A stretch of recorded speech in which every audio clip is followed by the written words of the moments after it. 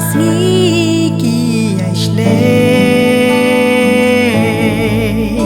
nem sim ka shuleng a ka pisa tang jing ku slai ki wan ban be yang a dei tang hu ji su nga shem jing su ka men sim dei tang ma ubala pelayanga na ki jing e patrim dei tang jisu ulok ba shisha ubat scam ju ino yanga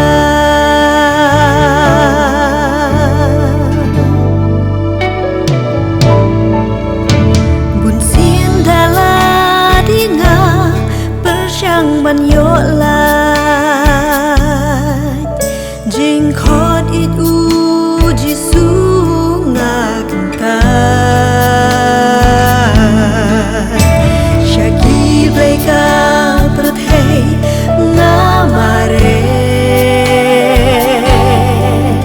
kim ai jubab ki jur ki jing yale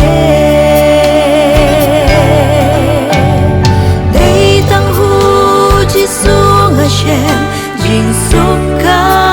men sim dei tang ma ubala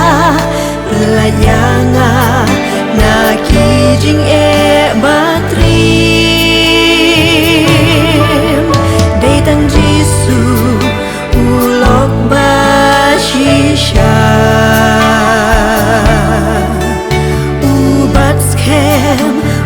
ju ino yanga dei tang hu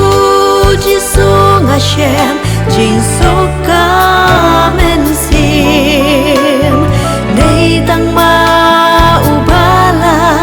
pelayanga na ki jing e batrim dei tang jisu ulok ba shisha ubat scam ju ino yanga uyam habangaya ukmen habangakmen dei tang jisu ulok ba shisha dei tang jisu ulok ba shisha